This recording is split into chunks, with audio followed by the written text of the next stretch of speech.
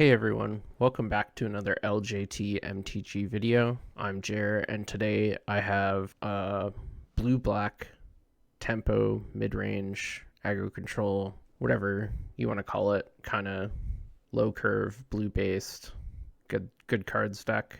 We're playing a pretty low land count with a lot of cantrips to sort of make up some of our early turns. Our points include both Moxen, both Delve spells, Psychic Frog, and Reanimate.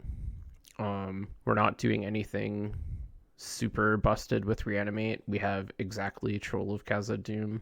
That's like sort of a reanimation target, but it's not something we're going out of our way to do. It's mostly just to value Reanimate to pair with removal spells, counter spells, discard spells, or to get our own pretty potent creatures back from the graveyard for pretty low life cost. One of the big advantages of playing just two colors when many decks similar to these opt for more colors is we get to play Harbinger of the Seas and Back to Basics. One of the things I've noticed in the format right now is that there's many 3+ color decks, and a lot of those decks either can't operate just off of basics or just forgo basics altogether. And so both of those cards are really potent into those matchups, really potent against a lot of combo decks that also forgo basics, and attacking their mana is one of the best ways to combat those decks. We're also playing some other silver bullety type cards such as Opposition Agent and Shadow of Doubt. Those are primarily targeted at combo, but you can also just win fair matchups with those two. I've had games where I've been able to go land Mox on the play. My opponent plays a fetch land and I just get to Shadow of Doubt their first land, and that's such a big tempo swing that with any reasonable follow-up the game is basically just over at that point. We're looking to leverage a lot of the really insane threats that have been played recently. We're spending a point on Psychic Frog. This card is so good in every matchup. It's a brick wall against aggro. It's a really fast clock against combo that can also help draw you to your interactive spells and turn your relatively dead removal spells into extra damage. Against control, you can just play it as a 1/2 and chip in for damage and draw cards, try to play like Protect the Queen. In mid-range matchups, you can try to protect it. You can force your opponent to fight over it. It's the best threat in the deck, probably the best threat in the format. This is one of the better decks at leveraging Tamiyo because of the sheer number of cantrips we get to play. It's pretty easy to flip Tamiyo in most circumstances. And an early flip Tamiyo is another really strong route to victory. We're playing Barrow-Goyf. This is the best creature against aggressive decks and also really solid in the mid-range matchups. Not nearly as good against control or combo, but still just a solid beater. And then we have other Abhorrent Oculus is another recent threat that's just absolutely cracked in half.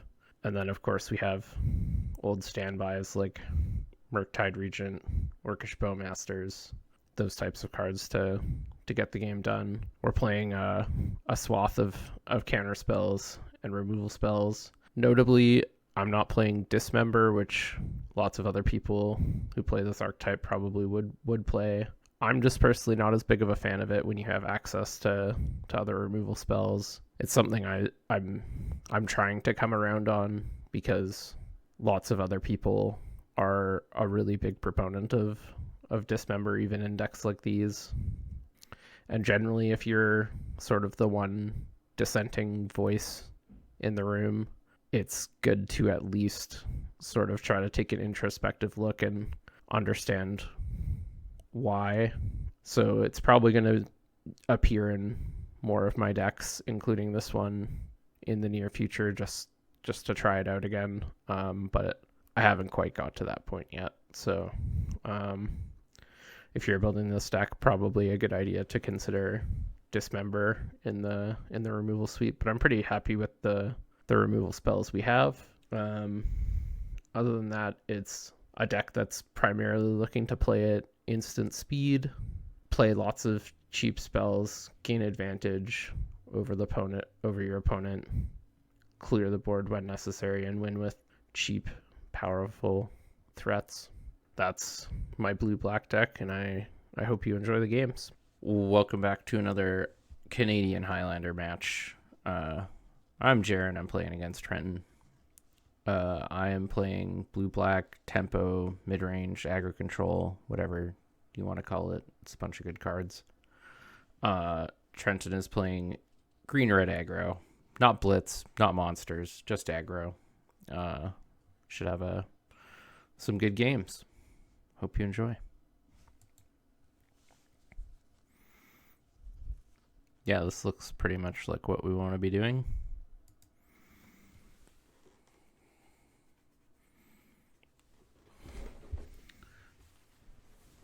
Tough to say if we want to lead on Undercity Sewers. I think we do. Then we can just cast both of our 1-mana spells on turn 2 if we want to.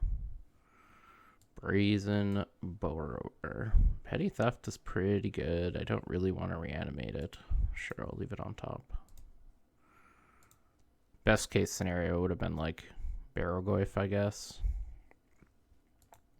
Then we get to fetch, reanimate, and leave up Mental Note to see if we can like bait him into attacking or something. As expected, an aggressive start from our opponent.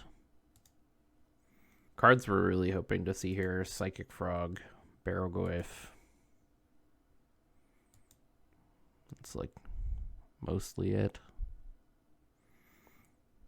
I don't feel super compelled to just YOLO Mental Note in hopes of reanimate. So I think I'll just play the Marsh Flats and then fetch a Swamp. There's a chance he plays non-basics and the back to basics ends up being good, but this is not for this matchup in particular. Especially there's a chance we could potentially keep him off of green, which would be good.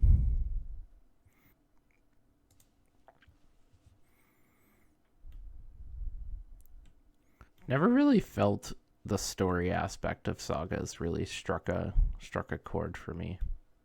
Maybe it's because that's just something I don't pay as much attention to, and that definitely could be the case, but just never really did it for me.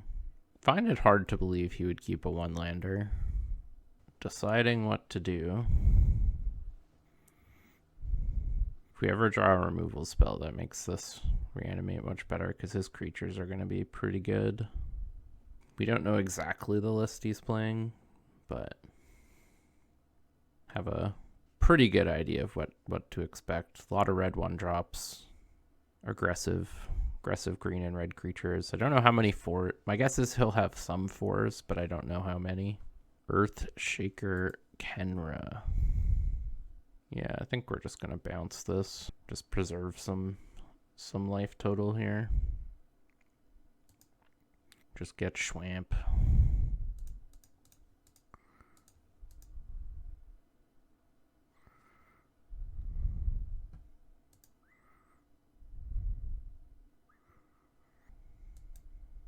Oh, he's playing Lotus. Spicy.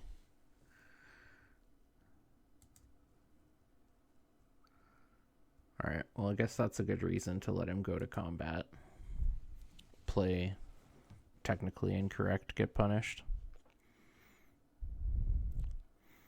It's just almost always better to go to combat there. Just Forked Bolt me?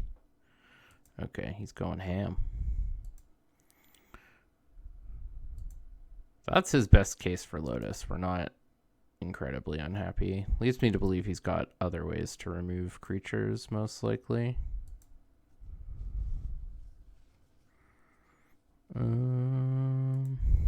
Yeah. Let's see here. Do we want to just block with Oppo Agent / hold up miscalc? And if we want to miscalc, we can just mental note on our turn. Doesn't seem like the worst. Something like drastic happens, we can mental note. The fact that he doesn't know about this miscalc is pretty good for us. Still have a fair amount of life to play with. I think our plan is just to flash in Oppo Agent and try to block the etching of Kumano. That's fine with me. Getting siege smashed. Okay, sure. Weren't miscalcing that one anyways. Shadow of Doubt, another one that is just not for this matchup. Bitter Triumph is not terrible, but not great either. Really need to draw a creature that can block. Or I guess another removal spell, but creature that can block would be preferable. Bit of a more permanent solution. I think we probably just have to kill this thing. Yeah, we'll be discarding a card. Get some more card types in the bin for potential goofs. Turn inside out that one. Does he have like Berserk?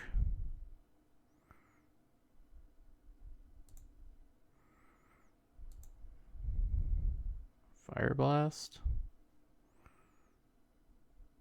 Ren's Resolve, sure. Okay.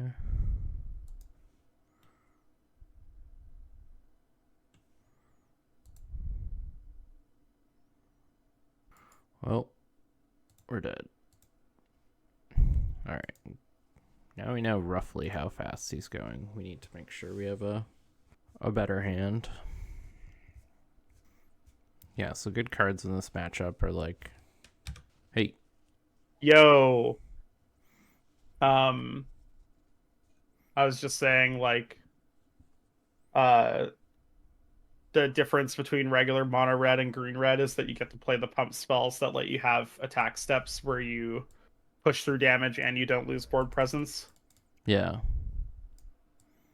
And like there, I think you're in a pretty tough spot where your hand is already kind of bad, so I think you're supposed to block the etching because like you kind of need every small advantage you can get, right? Like, yeah, I got kind of punished on that turn when I bounced your guy, just not playing around with Lotus. Yeah. But I thought the guy was gonna get another counter. I misread Kumano Faces Kakazan because I've never cast two creatures on the same turn. I've had it. I knew it wouldn't. But yeah.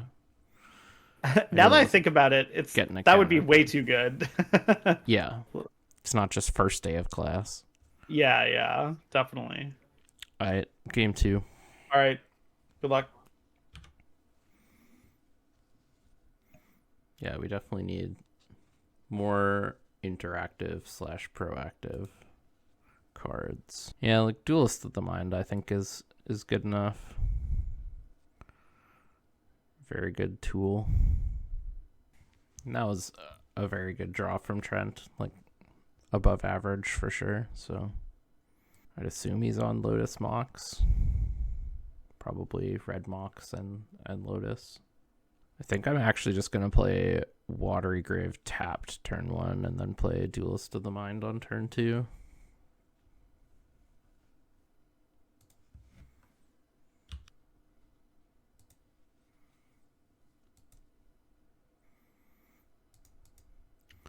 That's the start we like to see. As long as he doesn't have a Mox or a Lotus to go along with it, we're happy with that. Bend Audacity. Gotta think that one's above average, so that's a little surprising. Yeah, alright. I drew Tameo. I'm just gonna play it, because if he doesn't kill it, we can flip it. Alright, such is life. I think we have to shuffle this just because we need a land. Like all those cards are good, but I think we just gotta shuffle. Alright, that's fine. Not exactly the land we wanted, but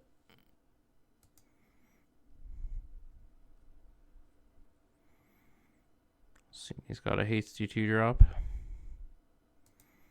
Burning Tree.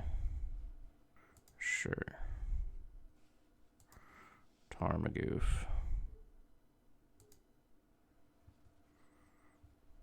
That's a good one.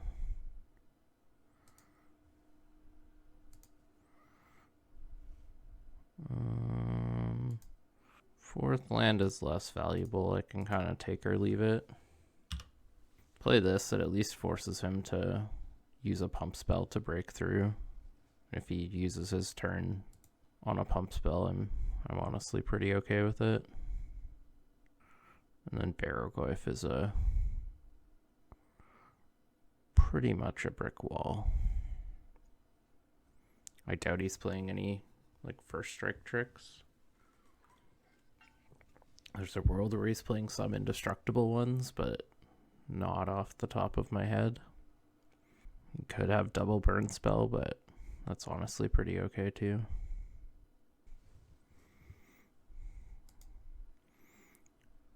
Screaming Nemesis is annoying. Take 8, go to 12. Then we get to play Barrogoyf. That puts a pretty good halt on the aggression. That's an insane draw.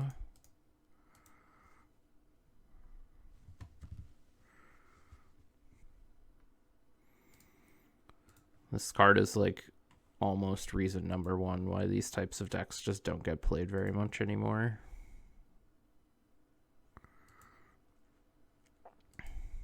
Like in what should be a really good matchup for him, I just have absolute haymakers that are really difficult for him to beat. Now we get to pretty much free roll block this Tarmogoyf. I think we bin the Sauron's Ransom.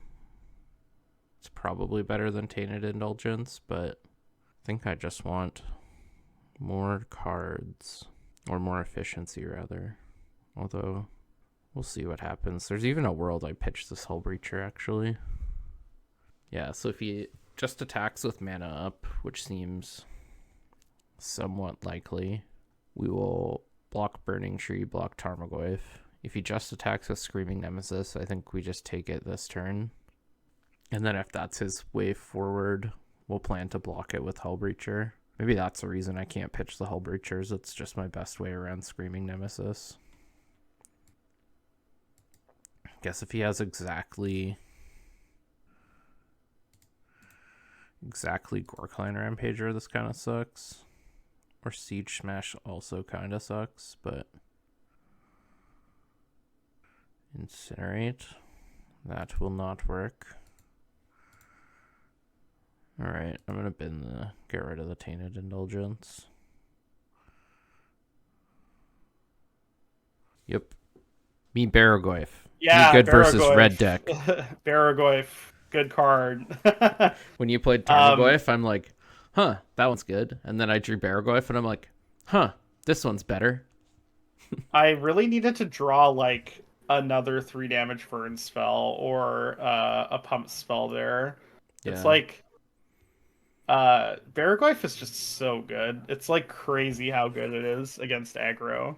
Yeah, I literally said this is probably reason 1A why decks like that just don't see as much play anymore.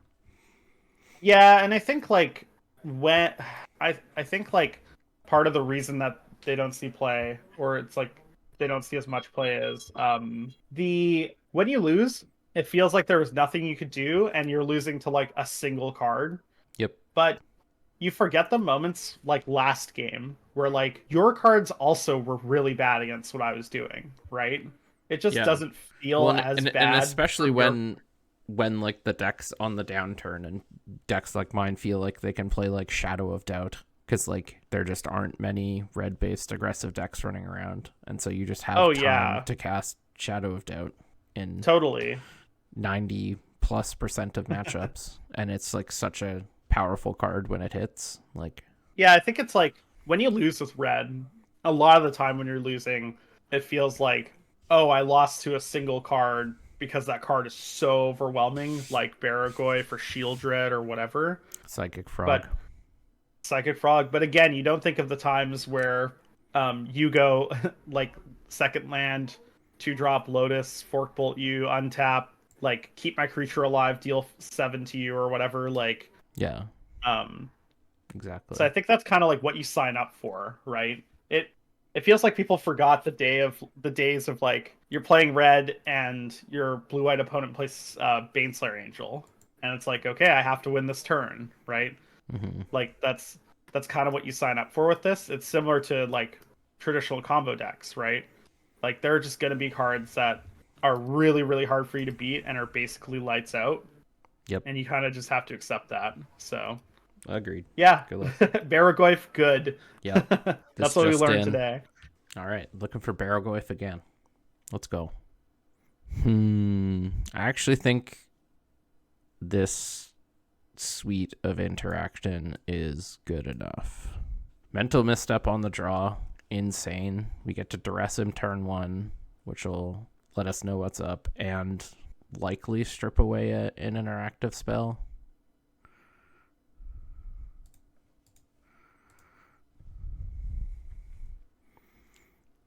But that like almost steals the play for us. Mental misstep.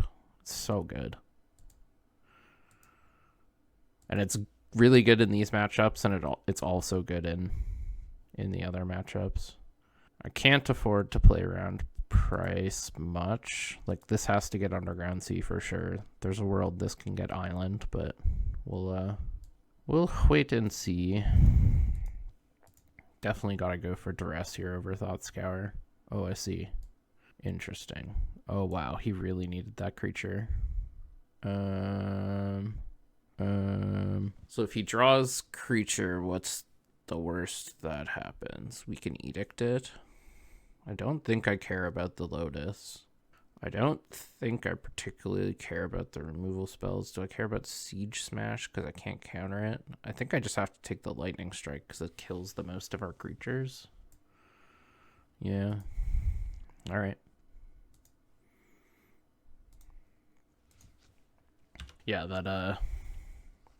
that misstep was great. Tony the Tiger approved for sure. Fire Islet gone. Bins the islet immediately. Didn't draw a creature. And if he Lotus is out a creature, I can just untap and Edict it. And if he doesn't draw a creature, I get to hide behind a wall of counter spells. So like if he draws 2 creatures running, that's not great for us. But if he doesn't, and I think odds are he doesn't, then we're in very good shape. Cut down, also amazing. So he has 2 cards. Could be lands. I think if he had a creature to play, he would have played it. I think I'm gonna let that resolve and Thought Scour. Because if I remand it, he can just Lotus and then do that. So yeah, I'm gonna let that resolve. If he plays Lotus, I'm gonna respond to the Lotus and the triggers by going cut down.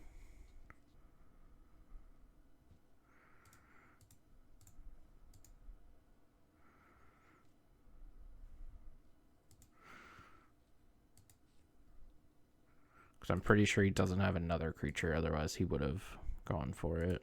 Okay, now our choice here is to go get... We could get Island and Thought Scour, or we could just go get Undercity Sewers, and I think I just want to get the Sewers, actually.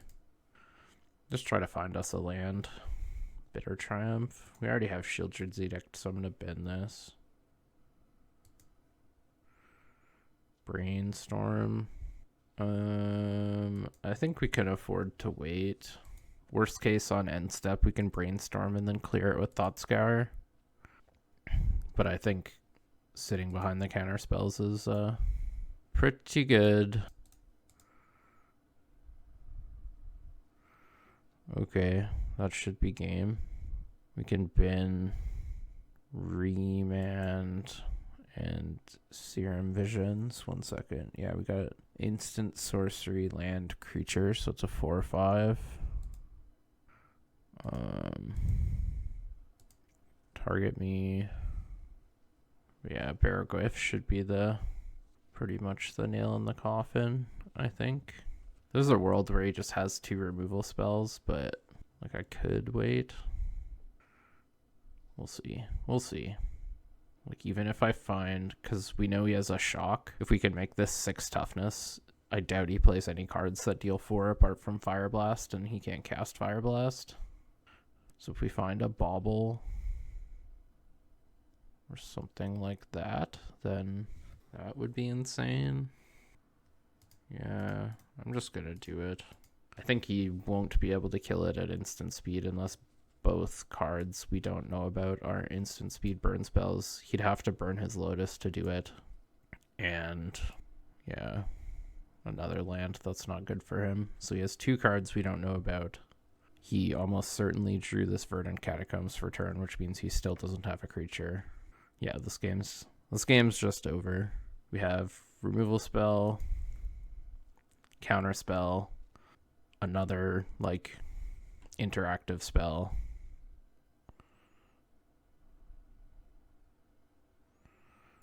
All right, he does have Incinerate, Forked Bolt, but it just doesn't matter really. Like, Baraglyph did its job. Like, discard 2 cards, gain 5 life was basically what Baraglyph read. I mean, we could just get a Baraglyph hit in now.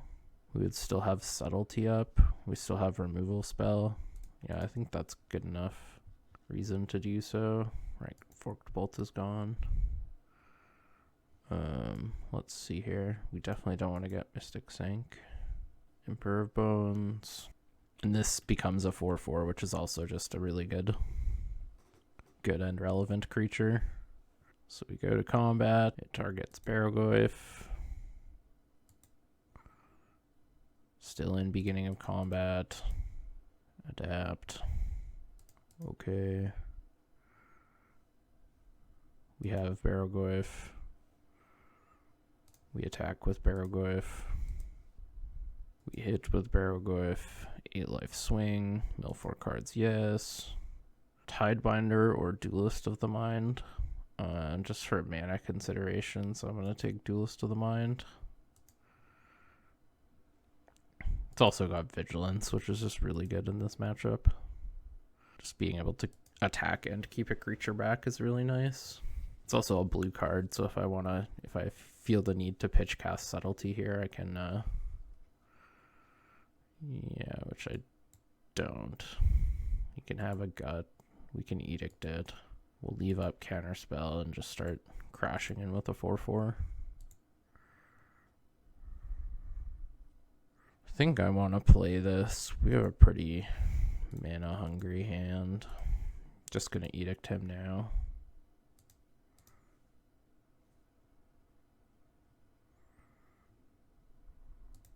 Gonna exile the gut.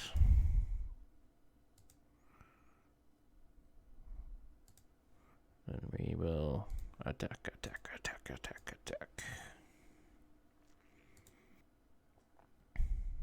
Got a pretty quick clock going too.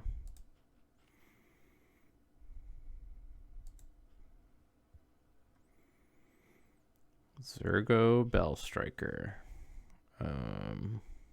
Yeah, don't really care. If he wants to use Zergo plus Siege Smash to kill my Emperor of Bones, I'll just let that happen. Not overly fussed. If we draw a land, we'll plan to Subtlety, I guess.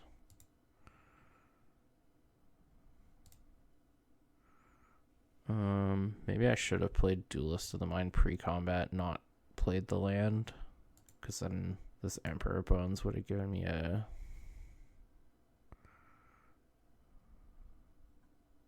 Do I care? Do I care about that? No. I think I'm just fine with it. If he wants to use Siege Smash to block, like, more power to him. We're at sort of virtual 17 with Ramanap Ruins, but 3 cards, one of which is Siege Smash, just is almost impossible for us to die from here. And he is dead on our turn. Yep. Yo. I think I was just saying, I think that match is pretty unfortunate for showing off how interesting and dynamic the gameplay can be in this matchup. Yeah. Because he just drew Baragoyf both games. And, like, I mean, not that Baragoyf isn't a card that can come up, but I think, like, that second match I was winning without Baragoyf, or the second game I won. So game 3, I was winning without Baragoyf, but yeah. What? If I didn't draw Baragoyf, I was still going to win. How? You had no creatures the entire game. The second game? The second game I won, so game 3.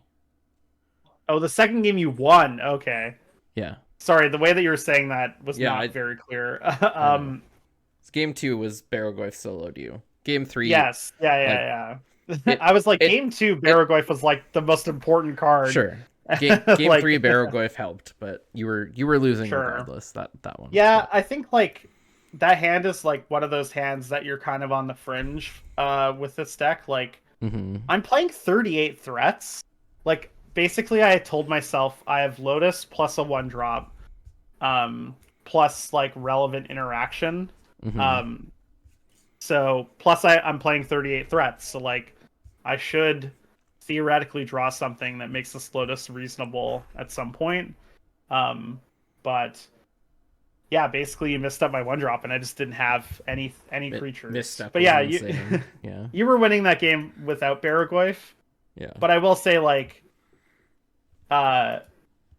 it took your win percentage from like maybe like 80 to 85% to like 99%. Yeah. Like I had outs and I was thinking of cards I could potentially have, or like sequences of cards I could use, because like I have like Questing Druid or Rents Resolve and stuff, so I'm not like fully out of that game. But as soon as you play Emperor of Bones, it's like, oh, okay, yeah, I'm gone. Yeah. The life just too relevant. I had counter spells in my hand, but I just never needed to cast them. Sure, but like if you don't have threats, like there are games where we just play Drago and like I have credible like percentage to actually win the game, right? Yep. Like I'm saying, it's not 0 if you in the third game if you don't have Baragoyf, but it like closes the door completely, right? Whereas like before, there's like a potential crack open, right? Because if you don't have a threat, like eventually I'm gonna start drawing threats, right? So yeah. But yeah, do you want to jam another match? I mean, that was pretty quick, so like I'd be down to play again. Jamming another one against Trent. Green red aggro, Lotus, and I assume Mox against blue black tempo. Double Mox and some 1-pointers. This is one on the draw that I think we just gotta ship. It's just too slow. If one of these lands was a removal spell, I would keep, but Serum Vision's honks.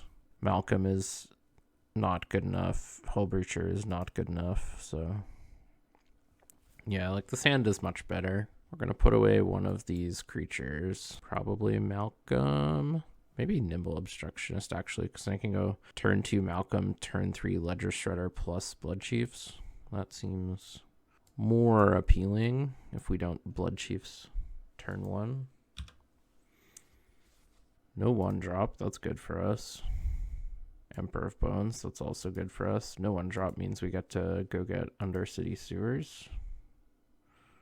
We already got a couple basics, so we're not just getting schmucked by price.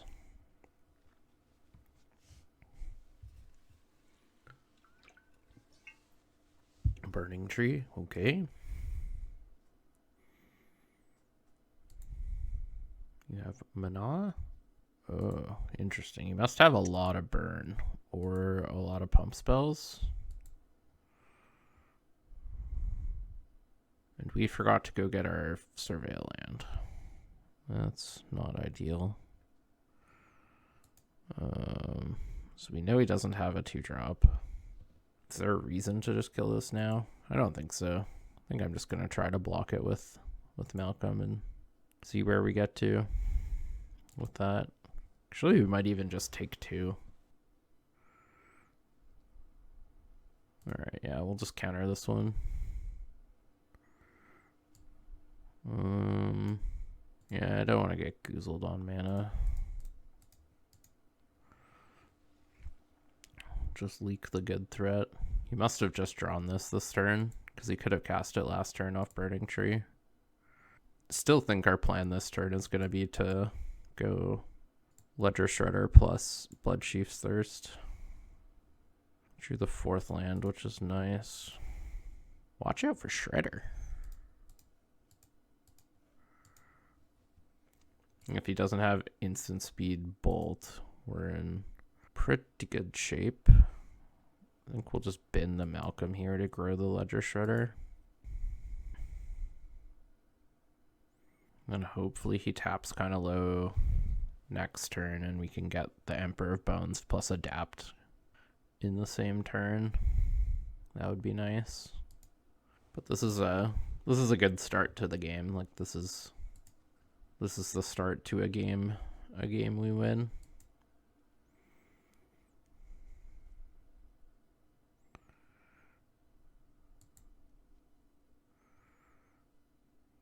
Yeah, it just looks like he's flooding. This deck doesn't really want to get to 4 ever, I don't imagine. Likely definitely drew the Mox this turn, either for the turn or off the Fiery Islet, so it's also not ideal.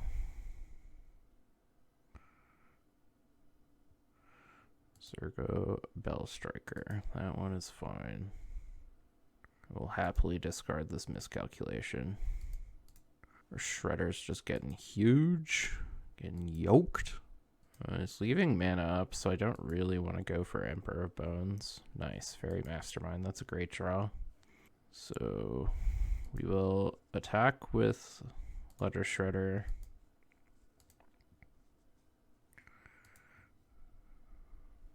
I think we're just winning the race. Play another Goyf.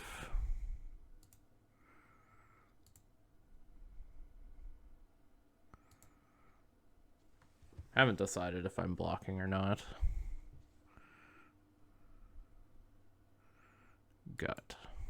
That's annoying. Admittedly.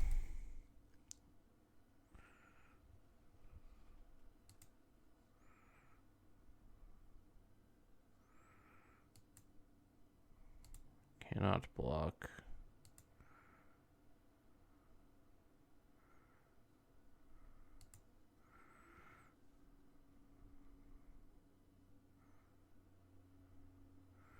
Spell Spear. Removal spell? I see. Well done.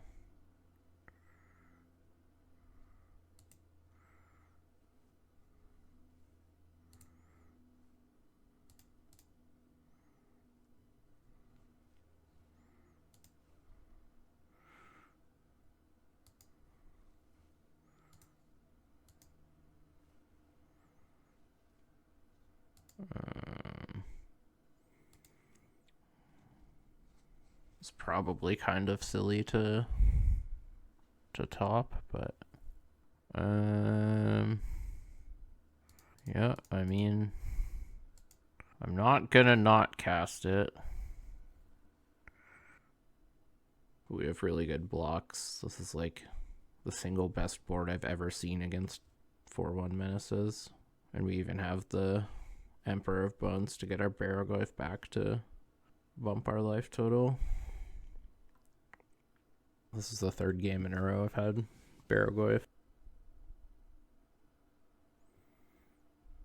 Incinerate Barrogoyf. Okay. Must have another removal spell too. Forked Bolt Barrogoyf. Okay. Oh, nice. Make Ledger Shredder yoked. Oh, wow, and that saves our Barrowgoyf too. That's insane.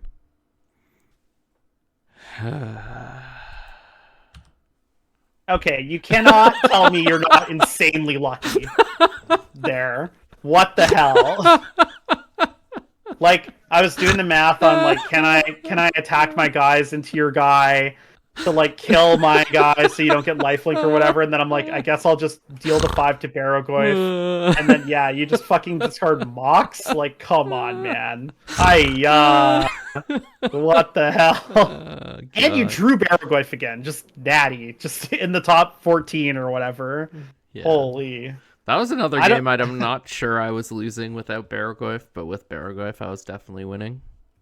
I disagree. I think it was still pretty close. Like, I was getting around your Goyfs with my gut for sure, right? Like, I think I might be winning that game if I kill your Barrowgoyf there. Like, no, or at least I have shots to do it. I had Emperor Bones in my hand again. Okay, but like at least like from the board state, sure, right? Sure. Like, yeah, but just like I knew. Yeah.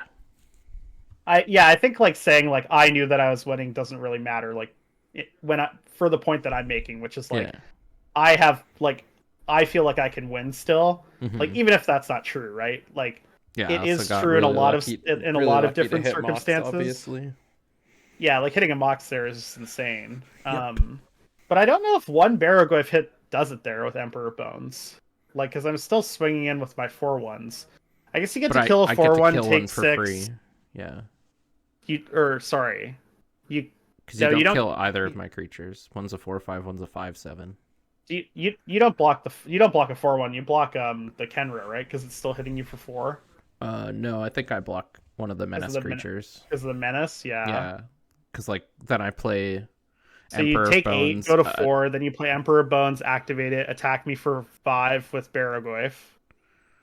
Yeah. This is assuming you didn't discard a Mox, right? And like totally muck me. Yeah. Then you go to 9, but I have a 4/1 plus another 4/1. No, if I draw one of your 4/1s is dead. Well, I'm going to create a 4/1, sorry, on my attack step. I don't know. But then you don't have Mox, and then you have to you don't have another thing to sack. I also had a removal spell. Yeah. I do have another thing to sack. I have the 4/4, right? Or sorry, the Kenra Spell Spear. Yeah. Sure. Yeah. I think I was saying like I think like the reason like you're down to Ledger Shredder is because you're playing specifically blue-black, right? Which I like the Duelist of the Mind more personally. Like I think that card's better than Ledger Shredder. I don't know what your take on that is. I think they're like good in different matchups for the most part, but they're both just like fine creatures against aggressive decks that also have game in every matchup. Like I think Duelist of the Mind's floor is much higher than Ledger Shredder's floor. I was saying like Duelist is way better like later because you can like have a land in hand, draw a Duelist, and then draw an interactive spell the next turn, and like you're actually doing it, right? Versus like with Ledger Shredder, Duelist you're makes kind of like every single one of your interactive spells, of which there are many in this deck, incredibly good. Totally. Whereas like Ledger Shredder requires more work to be good, but like the ceiling is it becomes a 5/7 like flyer, which is insane. Sure, yeah. I don't know. I've been really unimpressed with Ledger Shredder in mid-range decks, but I think in blue-black you probably have to play it because like your threat density like needs to be high enough, right? Like ideally it wasn't Ledger Shredder, it would be something better, but like you kind of like have your option. You don't have as many options because you're playing 2 colors when it comes to like the actual threats you're playing, right? Like maybe I like it a fair amount, but like all right, interesting. I'm not a huge fan, but like I could be wrong. Anyways, see you on the other side. Good luck. All right, well, it's your turn, buddy. Yeah, like I just can't foresee losing this game either, honestly. All right, well, maybe this is how it starts. Doesn't have another haste creature, at least. Hopefully he doesn't have another creature at all. All right, that's good. Well, this game might have been interesting at one point, but then I had Psychic Frog in my opening hand and drew Barragoyf for the turn, so. Oh, God. It's just so silly. Seek the Beast. Yeah, I mean, I guess I'll opt and I'll force it if I find a force. Did not find a force, but found third land, which should do a pretty good job. 2 cards, exiled, Earthshaker, and Fury. My guess is he wanted a land. It's possible he bricks on land here, just plays Earthshaker. No, he has Prismatic Vista. Still probably just plays Earthshaker here. Unless he has something, like, especially good to do. Wonder if he knew he had floating mana.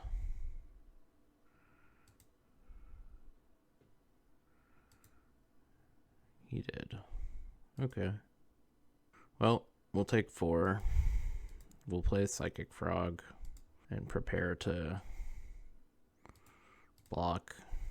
And then Psychic Frog will make Barragoyf huge. And then profit. So there's no creature or sorcery in the bin. So the first 2 cards we want to pitch are Fairy Mastermind and Serum Visions. And this Remand and Drown can also go. But we have been insanely lucky to see this card as often as we have in this matchup. I mean, there aren't a lot of matchups where you don't want to see this card, but this is like the primary reason it's in the deck is red-based aggressive decks. That is where it shines the brightest. And this one is just not so cuckoo bananas in every matchup, especially on turn 2. Yeah, so now he's trying to decide if he can beat this one, and he doesn't even know we have this one in hand. That's about to be a 5/6 on turn 3. So silly. And he's almost out of cards. Like, I will happily save this from Fury. Maybe take 6.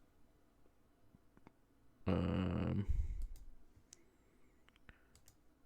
I mean, I'll block this one. Gorkline Rampager, that one. Okay. That doesn't kill us.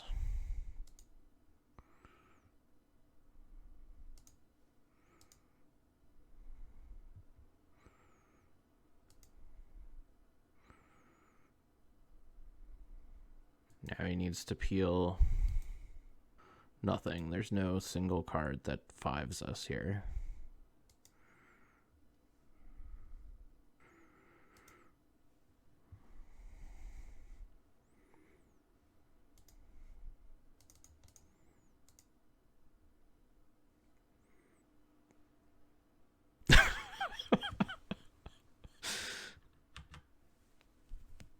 I'm so sorry. I think we should check the shuffler. I think because I was like, I can beat the Psychic Frog. Like, I have outs. And then you're like, Barragoyf. It's like, okay, yeah, I literally can't win. Yeah, so I had a really good hand. 2 lands, Psychic Frog, bunch of interaction. And then for my first turn on the draw, I drew Barragoyf. And I'm like, well, this game was going to be a good game, and now it's just not. Because I couldn't imagine a world where you beat turn 2 Psychic Frog, turn 3 Barragoyf. and you had Lotus, and I'm like, oh, maybe. And then... Dude, I think Lotus is so fake in this deck. I'm trying it out. It seems fake. Mox seems like it would be better almost every time. Well, I'm playing Mox, too. Like, I'm playing red Ruby, Mox, but... Yeah, I think Emerald... plus Strip Mine plus Minsk and Boo is probably better. Like, even if you don't end up playing Minsk and Boo, I think Emerald plus Strip Mine might be better. I agree. I was saying, like, the problem with playing red these days is, like, if you're not pairing it with a color that has hard removal, actual full hard removal, it allows people to have draws against you like that, where they just play a Psychic Frog and you, like, actually can't beat it, even though you've Lotused out, like, a bunch of threats and you're like really ahead on board. Yep. But again, the games that like people don't think about or don't see, like the four losses I've had against you were all like so harsh because like you just well, the third one you would have won without Barragoyf, but the other three you like beat me with both Psychic Frog and Barragoyf, which are just like probably your two best cards in the matchup. Oh, for sure. Like And then 100%. but people don't think about like the draws that you win because your opponent mulliganed and you didn't because your consistency is higher, or like the draws where you beat your opponent because their mana base was like really awkward and really greedy because they're playing like four colors or whatever, and they drew a bunch of shock lands and you just end up winning because they sacrificed that type of like life total flexibility um, for flexibility in their actual mana base, which is why I think this matchup specifically is actually usually more interesting. Because you don't have to take a lot of damage from your lands. No. So like you're actually starting at 20. I assume you're playing price, and I can easily play around. Yeah, price. and like without with like while casting all my spells. And price is dead. Yeah. Also, you with flash threats specifically, you get to like let me attack you for 4. Wait until the end step. Play a flash threat that's gonna block next turn, but then hold up mana that following turn, so you don't get for like removal or counters. So exactly, so you don't get destroyed by pump spells, etc. Whereas like other of these types of mid-range decks, like Grixis, etc., a lot of the time they have to just develop their threats on their turn, which is actually where you want to be when you're playing Green Red Blitz. You have all so the good at information. attacking. Yeah, you have all the agency, right? Like you get to decide whether or not you're attacking into like you want to attack into their Sentinel, creature while they're Nameless City tapped or out. whatever. You don't want to attack into like 4 untapped mana. Yeah, exactly. So because like then if I play a 2 mana flash creature and block, you're like, do I go for the pump spell? Like, and the answer is almost always no, right? Yeah. But then that's really bad for you as green red. Yeah. Yeah. Which is why I think this matchup's like really interesting on the like on average. But I think these games weren't that interesting, unfortunately. No. Like the first one I just kind of stomped you because you drew like 4 cards that are really bad in this matchup. Well, and you misstepped my Tamiyo. If you didn't misstep my Tamiyo, totally. That game's also interesting. Tamiyo's another absolute banger in this matchup, but yeah. Yeah, when I misstepped it, I was like, Tamiyo's just an insane blocker, along with everything else that. Well, if I got to untap with her, she was flipping too. I had Tainted Indulgence, so. Gotcha. Yeah, I think this matchup traditionally should be pretty interesting, but unfortunately you have like a couple of door closing spells. I don't think I have anything from that perspective. I think I just have really fast draws that some draws from your deck won't be able to deal with, but yeah, I think if we both draw average draws, you win. So like I have to be like way more aggressive in my mulliganing in this matchup than you do, because as you say, like especially the way I have my deck constructed, I have a few like cards that are just not very good in the matchup. Like in game 1 I had Shadow of Doubt back to basics and Opposition Agent, just like yeah, I mean Opposition Agent is like it's fine. It's a guy, a like... creature, yeah. Yeah. But as you say, like having flash threats that block are actually like pretty useful. So like especially 3 power, I'm like not unhappy to see Opposition Agent in general in this matchup, but like back to basics, essentially Stone Dead and Shadow. Yeah, like you're never taking a turn off to cast back to basics. Like if you are, you were already winning that game regardless of whether or not you had it. Exactly. Like the only time Shadow of Doubt is ever good is when I'm on the play and have a Mox, and then I can like if I snipe your first fetch land, like that's great, but that's like such a low percentage that like it's bad card in this matchup for sure. But yeah, I mean, like if your card to be good, it requires you to be on the play with a Mox, then it's probably just not a good card in the matchup. Yeah, it's certainly bad in the matchup. Very good in other matchups, but like I love the dynamic between. I don't know how hard your mana base is, but I also love the dynamic from your perspective of like if you have a low land count, like opening hand, but with fetches, like do you fetch basics or do you fetch duels that you can cast your counter spells and your like Hymn to Torax or whatever. I don't know if you're playing both, but I'm playing Dothy Voidwalker, but not Hymn to Torax. I I decided Dothy was just like a good enough threat that I was willing to stretch the mana base, but I decided I have enough interaction to not need to play him. That's fair. And yeah, there were a couple games where I like notably was like, can I fetch like this one? Like there was a game where I had 2 fetches as my opener, and I'm like, okay, this one needs to get Underground Sea. That one might be able to get Island later. So like I had like Verdant and Polluted Delta. So I played the Verdant first, got Underground Sea, and then like depending on how like the first turn went, basically I got to decide. Well, because price has to be a consideration. Like even though you're playing 2 colors, like you can still sometimes randomly get domed for like 6 or whatever if you happen to have a non-basic heavy draw. So yeah, I think these games were pretty tight, even though I got brunch. You just got snacked by Barrow and like it's true. I mean, it's unfortunate, but that does kind of show just like how much of a beating it is for that style of deck. Like there's just nothing you could have done in any of the matchups. No, like the only thing I could do is before playing the deck switching to black or white for actual hard removal. Like yeah. But then you lose a lot of what I think makes this deck really interesting in terms of like how good your attacks are. I agree. Like I think if you register this deck, you just kind of have to be you just accept that you're losing to I might Psychic get Frog and Goyf, probably. By Goyf. Yeah. Like I do think Psychic Frog on its own, like your top like 10 to 15% of draws can beat it. Totally. Like I mean, I saw a game in that totally. Like you went to 6. If I did not have 5 draws. If I did not have Barrow, there's several worlds where I still lose that game. But I knew I had Barrow, and I literally said to the camera, I'm like, you have no cards. There's no card you can kill me from 5. Barrow, go. Like I think one thing I missed in my deck building here was I think you are kind of priced into playing Flame Slash and Mind Collapse now if you're playing this type of red deck. Because like if your opponent plays a 3/4 Barrow that you can kill a Flame Slash, like I think especially like, Mind Collapse is really good. Mind Collapse is for underplayed. Sure big. Yeah. And like, it's free. It's free, and you get to play it on your turn, so it triggers the prowess cards. Like totally. I think that card is underplayed, but yeah, right. there might be room for other stuff too, but yeah, maybe we're 3 color next time. Yeah, like get some fatal pushes in there. Junder 9. Yeah, get some like hard removal. Can I interest you in the card Clever Lumimancer?